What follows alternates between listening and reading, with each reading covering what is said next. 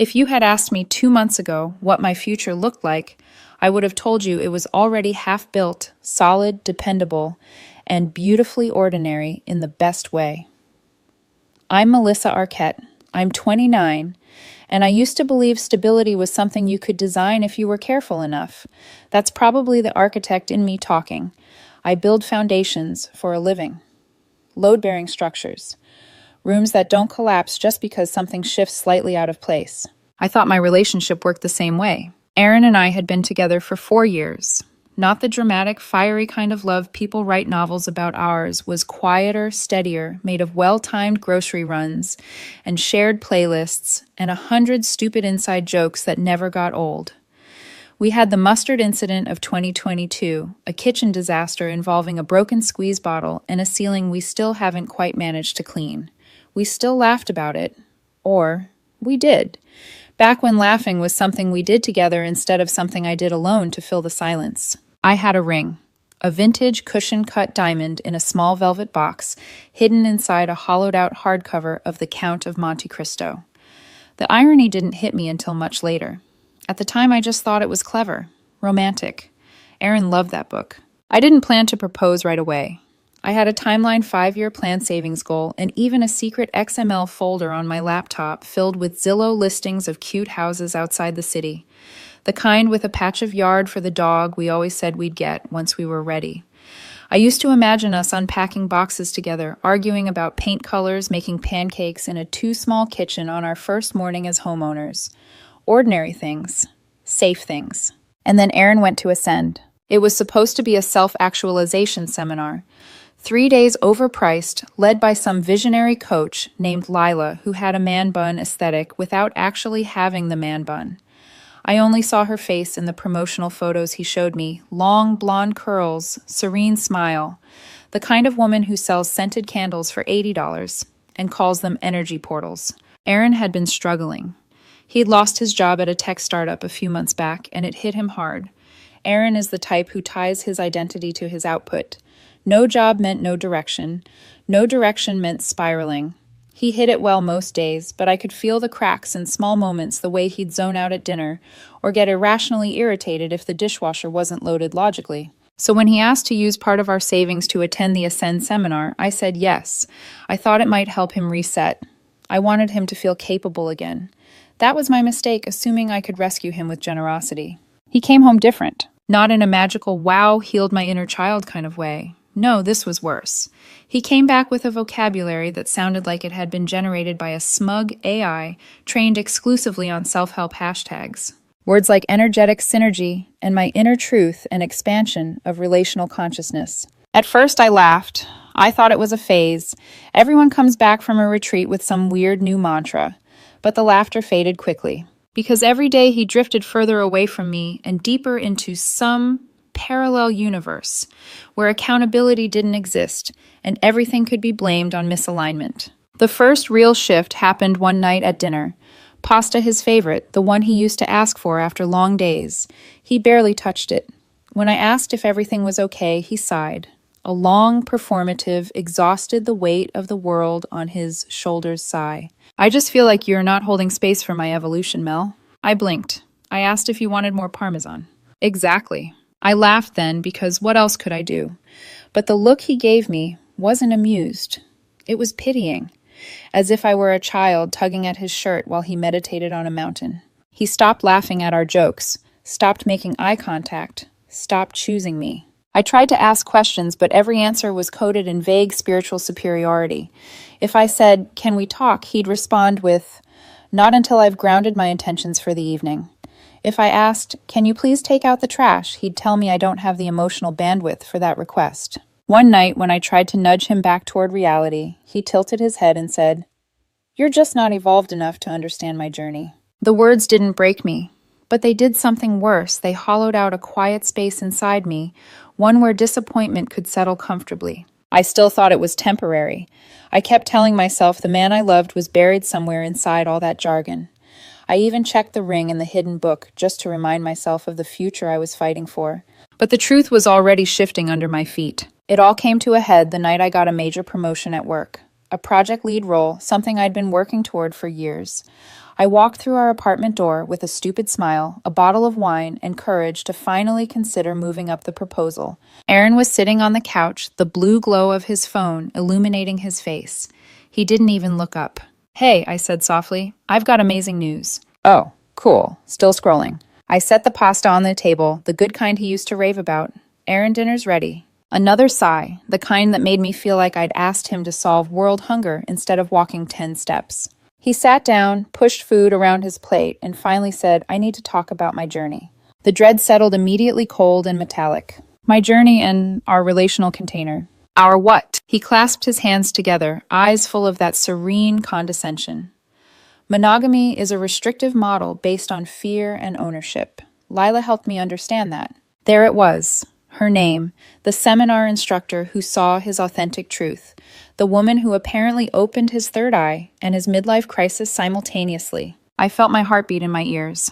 "Aaron, what are you saying?" He inhaled deeply as if preparing to deliver divine scripture. "I formed a deep, energetic connection with Lila, and if you truly loved me, Melissa, you'd want me to explore it." He looked at me like he'd just offered me enlightenment, but all I felt was the floor disappearing under me. I didn't speak, not yet, because I knew the moment I opened my mouth, everything would change. And I wasn't ready for that, not yet. For a second, I thought I misheard him. I thought he was joking. I thought maybe this was one of those twisted ascend exercises where you test your partner's ability to stay grounded in conflict. But he wasn't joking. Aaron sat across from me with this peaceful, patronizing smile, the kind people wear when they think they're saying something wise and revolutionary, but are really just insulting your intelligence.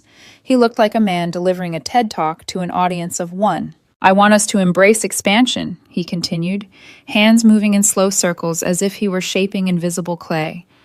"I want to explore my connection with Lila in a way that honors my truth." My throat tightened. "Aaron, are you telling me you want to sleep with her?" He scoffed, offended. "Sleep with her, God." "Melissa, you're so reductive. It's not about sex. It's about transcending old relational templates. It's an evolution." "So yes," I said quietly, "you want to sleep with her." He paused, eyes narrowing, because the truth spoken plainly always ruins the performance. He folded his arms. "If you loved me, you would understand. You'd want me to be fulfilled." There it was, the sentence that cracked something inside me. He said it without shaking, without hesitating, without even realizing he'd crossed a line so sharp and final that nothing would ever be the same again. He went on, oblivious to the way my pulse was pounding. "Look, Melissa, monogamy is a cage. Lila helped me see that. With her, I feel seen. I feel understood. I feel alive," I finished for him. He brightened like a student thrilled his teacher finally understood the lesson. "Exactly. Finally. You're getting it." I wasn't getting anything. Not the way he wanted, but I was getting something much more important: clarity. I put my fork down gently. My voice was steady, almost unnervingly so. "Let me ask you one thing, Aaron." His posture straightened, ready to impart more ascend wisdom. "Did you tell Lila you love me?" His jaw tightened. "Just a flicker. But I saw it." "That's not relevant," he said. "Love isn't possession. It's not limitation. Lila says." "I don't care what Lila says," I cut in the first crack of heat in my voice all night.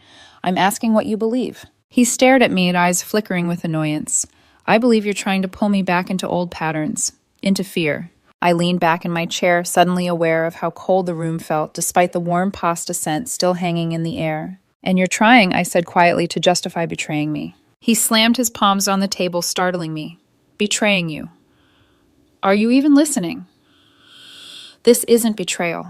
This is growth. This is healing. This is me stepping into my higher self." "By sleeping with your seminar instructor," I whispered. "It's not sleeping with her," he snapped, voice rising. "It's connecting. It's expanding. And if you were evolved enough..." There it was again. That condescending blade of a word. Evolved. If you were evolved, if you were supportive, if you loved me. How many times had he rehearsed these lines? My chest tightened, not with heartbreak, but with a dawning realization that the man I loved had been slowly disappearing long before tonight. The version of Aaron sitting in front of me wasn't the one who held me when I cried over losing a client, or the one who danced barefoot with me in the kitchen at midnight, or the one who whispered that he couldn't wait to grow old with me. This Aaron was a stranger wearing his face, a stranger who believed enlightenment meant permission. "Melissa," he said, lowering his voice into that slow, faux, gentle tone he'd picked up from Lila's videos. "Love is supposed to be abundant, not restrictive. I deserve to explore myself." Then explore yourself, I said calmly.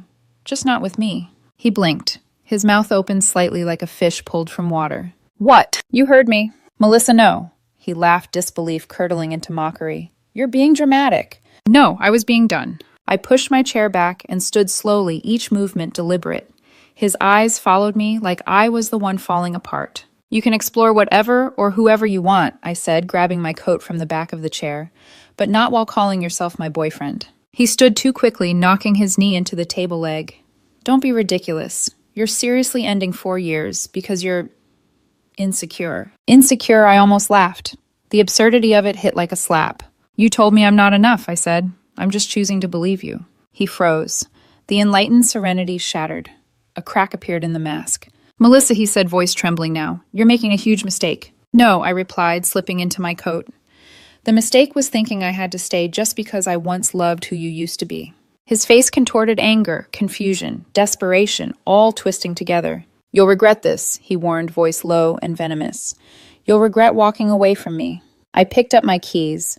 The ring box flashed in my mind for a half second, but it no longer hurt. It felt distant. I already regret staying this long. He inhaled sharply as if I'd struck him. I didn't raise my voice, I didn't cry, I didn't give him the dramatic meltdown he was bracing for. Instead, I opened the door and turned back one last time. You said if I loved you, I'd let you do what makes you happy, I said. So here it is, Aaron. I'm letting you go. The look of triumph flickered across his face for a microsecond until I added, and I'm letting myself go too. Then I closed the door, quietly, no slam, no theatrics, just a soft, final click. It was the cleanest break of my life. The strange thing about ending a 4-year relationship is how quiet the world gets afterward. Not peaceful quiet, more like the sound in a house after a power outage. Too still, too sharp, too aware of every tiny noise you never noticed before. The night I left Aaron's apartment, I didn't cry. Not once. I walked down the hallway, pressed the elevator button, and stared at my reflection in the brushed metal doors. I looked blank, hollow but steady. Like someone watching the aftermath of a storm from behind a thick window pane. I slept at my brother Tyler's place that night. He didn't ask many questions, just handed me a spare t-shirt, a blanket, and a glass of water, then said, "Whatever he did, I'll help you set his car on fire if needed." I almost smiled.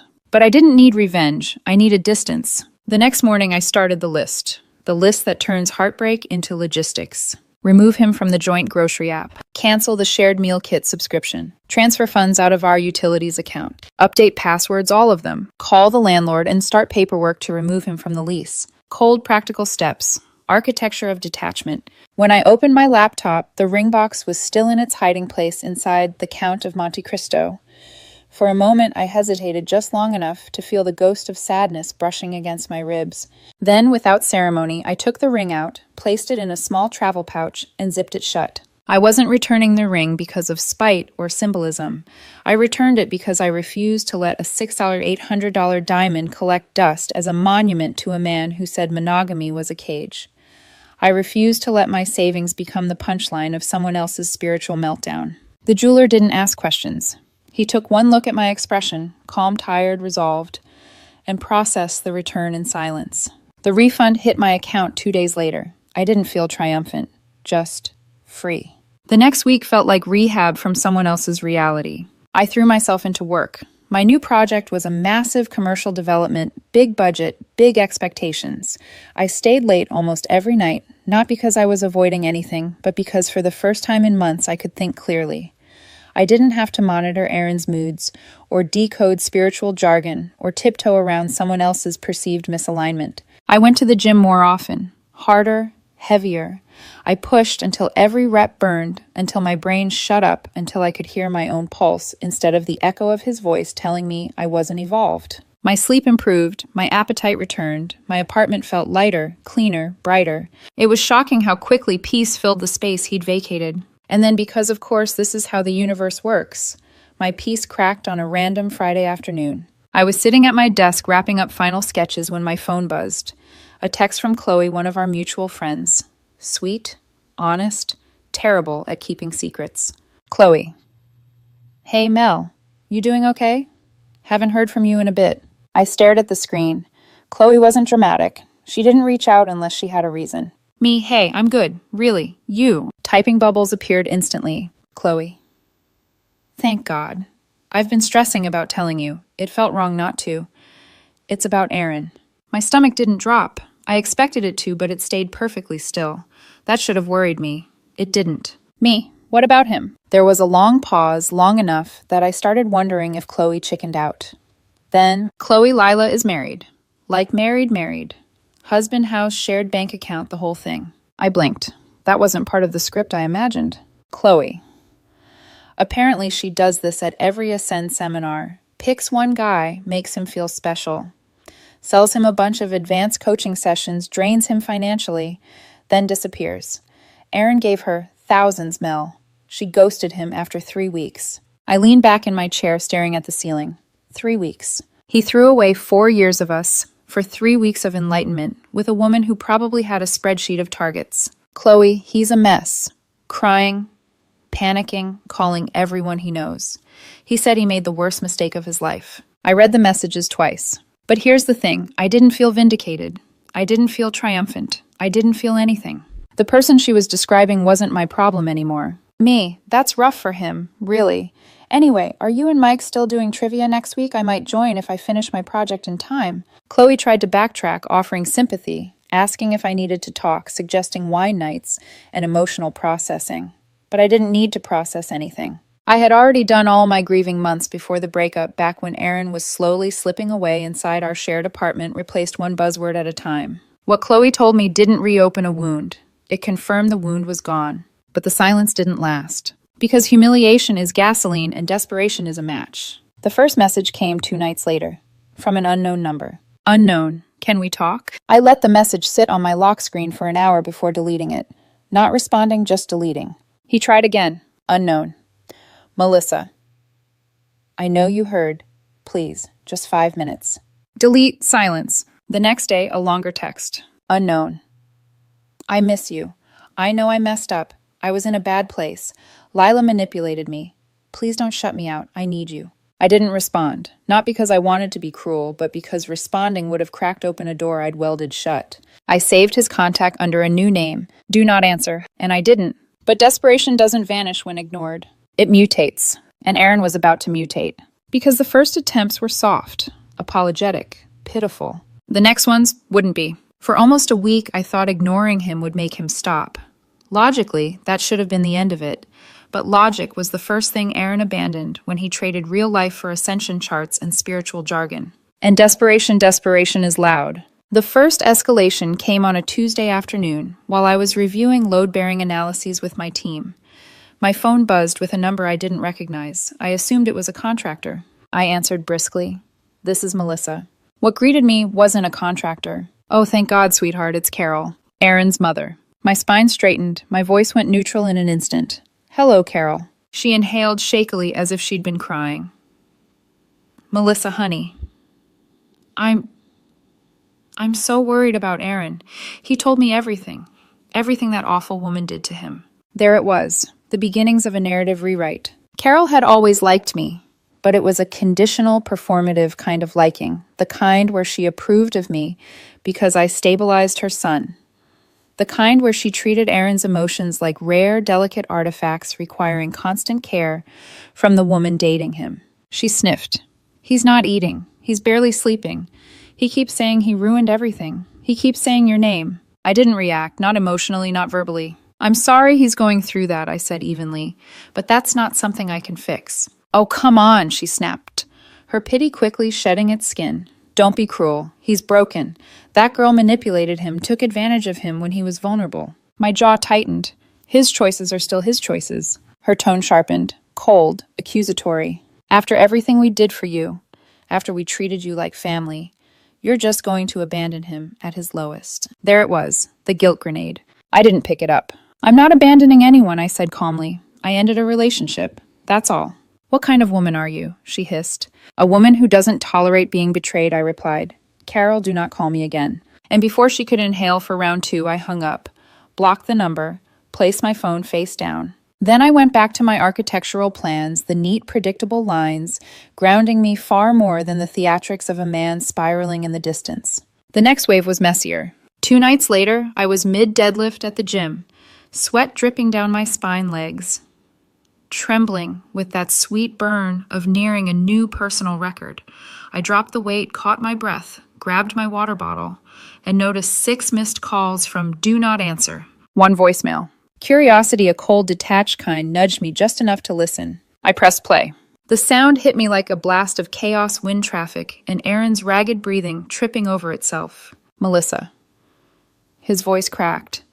I'm outside your building. I know you're in there. I've been waiting. Please, just pick up. I wasn't even home. He kept going. The sobs began sharp gasping, almost theatrical in their rhythm. I'm so sorry. I'm the worst person in the world. I know that now. I know what I did. A wail broke through the speaker.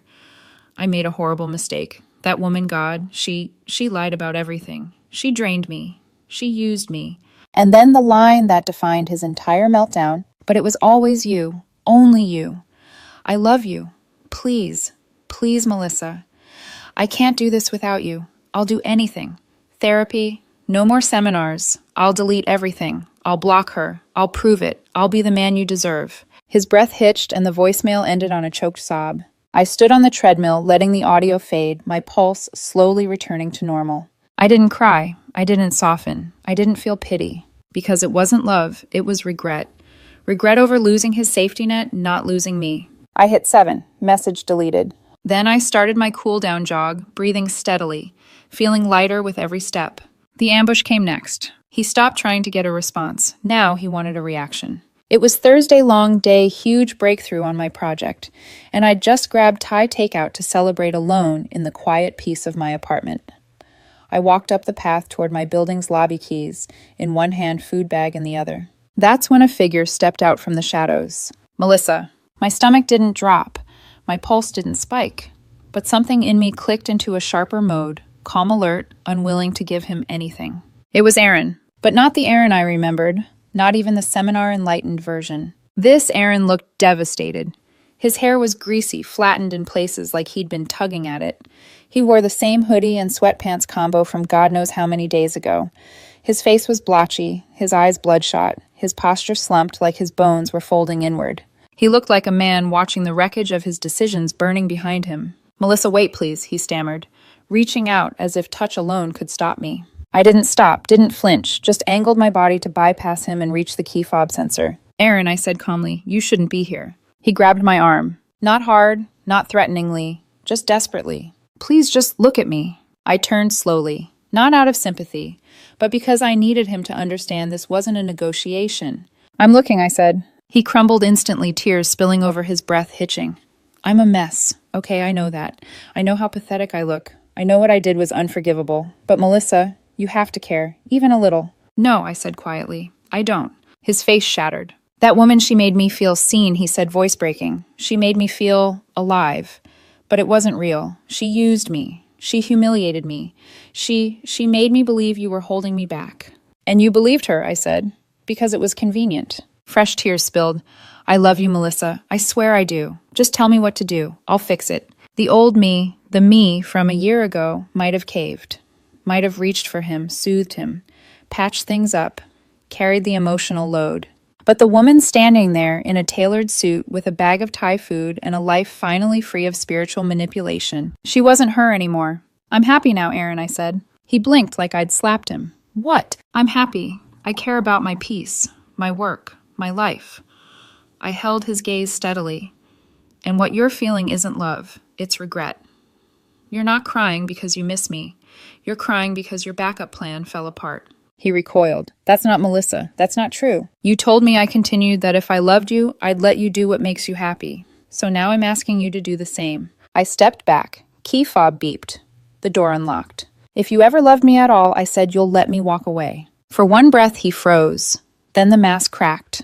The gentleness, the desperation, it snapped like cheap string. His eyes went cold. You heartless bitch, he hissed.